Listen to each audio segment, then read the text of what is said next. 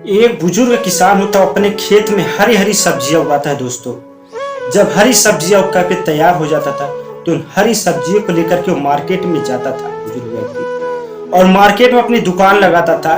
और उसकी सब्जियां लेने के लिए लोगों की भीड़ उमड़ पड़ती थी, क्योंकि जो किसान होता था गरीब किसान होता था और ताजी सब्जियां लेकर के मार्केट में डेली जाता था, ताकि मेरी सब्जी बिक जाए और ताकि मुझे जो भी दो चार पैसा मिले, मैं अपने परिवार का पेट पाल सकूं और खुद का अपना पेट पाल सकूं। दोस्तों, इस तरह से किसान ईमानदारी से अपना बिजनेस करता था, खेती करता था। कस्टमर आते थे और उन्हीं कस्टमरों में एक ऐसा कस्टमर होता था जो बुजुर्ग व्यक्ति को धमका करके सब्जियां लेता था और पैसा भी नहीं देता था। बुजुर्ग व्यक्ति डर के मारे कुछ नहीं बोलता था। दोस्तों, वो कोई और नहीं होता था बल्कि एक पुलिस वाला होता है जो डेली सब्जी लेने आता था और डेली 300-400 का सब्जी लेकर के जाता था। जब भी वो बुजुर्ग किसान उस पुलिस वाले से पैसा मांगता था तो पुलिस वाला कहता था, मैं तेरा पैसा लेके भाग जा रहा हूं क्या, तू हिसाब लिख, मैं तुझे इकट्ठा पैसा दूंगा, बोनस के तौर पर भी दूंगा। दोस्तों, डर के मारे बुजुर्ग व्यक्ति कुछ नहीं बोलता था। धीरे धीरे वो पुलिस वाला 20-25 हजार की सब्जियां लेकर के चला जाता था। अब पुलिस वाला से पैसा मांगने की हिम्मत नहीं होती थी बेचारे किसान की। और किसान के परिवार में उसकी पत्नी होती थी, उसकी बेटी और जो उसका एक लड़का और खुद होता था। जो बेटी होती है वो 20 से 21 साल की उम्र होता है, उसकी शादी की उम्र हो चलती है। और जो छोटा बेटा होता है 18 साल का होता, बाहर रह के पढ़ाई करता था। एक दिन होता क्या दोस्तों, बुजुर्ग किसान का जो बेटा होता पढ़ करके घर आता है, अपने पिताजी से कहता, पिताजी आज जब आप जा रहे हैं सब्जी जो है बेचने के लिए, हम भी आपके साथ दुकान चलेंगे।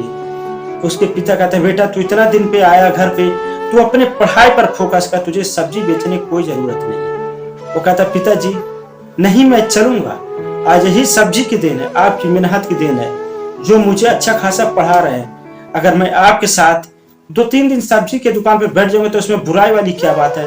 आप तो पिताजी हमेशा बैठते हैं। अपने बेटे के जिद के आगे वो किसान झुक जाता है और अपने बेटे को लेकर के दुकान पर चला जाता है। प्रत्येक दिन की भांति उस दिन भी दोस्तों पुलिस वाला आता है, 350 की सब्जी लेता है और सब्जी लेकर के जाने लगता है और चला भी जाता है। तो उसका बेटा किसान से कहता, पिताजी ये कौन व्यक्ति था जो सब्जी लेकर के गया, आपने पैसा नहीं मांगा। वो कहता, बेटा वो इस एरिया का दरोगा है, उससे भला हम लोग कैसे पैसा ले सकते हैं। जब भी हम पैसा मांगते हैं वो टाल मटोल करता है, कहता है इकट्ठा लिखो, दे देंगे। आज 6-7 महीने से सब्जी लेकर के जा रहा है, लगभग 20 से 25 हजार रुपया हो गया, लेकिन अभी तक एक सब्जी का पैसा नहीं दिया। हमेशा कहता दे देंगे दे देंगे। तो कहता, पिताजी आपने कभी इसका शिकायत क्यों नहीं पुलिस कंप्लेन में की। वो कहता है, पिता, तो उसका बाप कहता है कि बेटा हम जैसे गरीबों का कौन सुनने वाला है, ये जो कानून है सिर्फ गरीबों के लिए बना है और अमीरों के लिए कोई कानून नहीं है। अभी अगर हम थाने में जाएंगे, कंप्लेन दर्ज करवाएंगे, पुलिस से आएगी, उल्टा मुझसे ही तो 4000 रुपए लेगी और कुछ नहीं होगा। लास्ट में उसी पुलिस वाले की सुनाएगी, क्योंकि पुलिस अपना ही पक्ष खींचेगी। तो उस लड़का कुछ नहीं बोलता दोस्तों, वो चला जाता अपने घर पे, 2-3 दिन रहता है। 2-3 दिन रहने के बाद जब अपने कॉलेज में जाता है तो अपने टीचर को पूरी बात बताता है कि ऐसी सी बात है।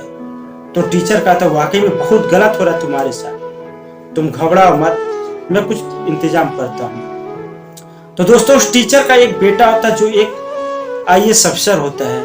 वो अपने बेटे को पूरी बात बताता है। उसका बेटा कहता है, पिताजी आप जिले का नाम बताएं, कौन सा जिला का मामला है। वो पूरी बात बताता है टीचर तो अपने बेटे को।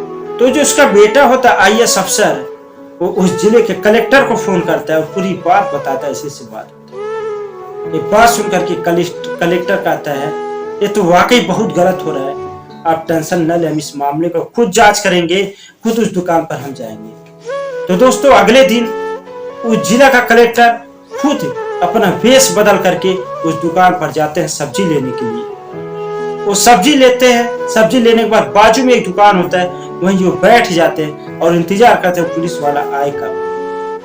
कुछ समय इंतजार करने के बाद लगभग 20-25 मिनट के बाद वो पुलिस वाला आता है और सब्जी लेता है, 350 का सब्जी लेकर के जाने लगता है। जब बुजुर्ग किसान पैसा मांगता है तो धमकी देने लगता है उस दिन, तो तुरंत आईएएस अफसर वहां से उसके पीछे पीछे जाने लगता है। वहां पे आईएएस अफसर कुछ नहीं बोलता है, और जहां पे वो थाने पर जाता है पीछे पीछे आईएएस अफसर जाता है।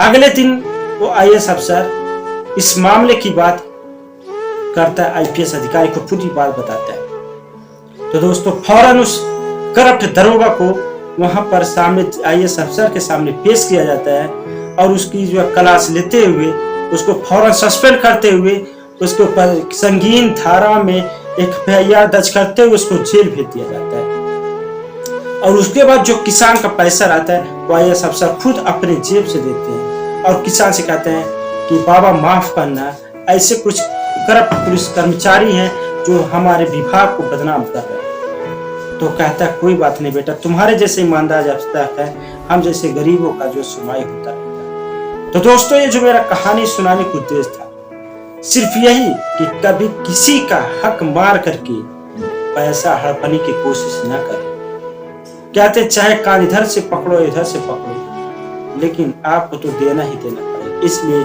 ईमानदारी से रहो, ईमानदारी से कमाओ, कभी दूसरे का हक मत मारो। इस वीडियो को जनता की भलाई के लिए ज्यादा से ज्यादा शेयर करें, चैनल को सब्सक्राइब करें। फिर मिलते हैं बहुत जल्द।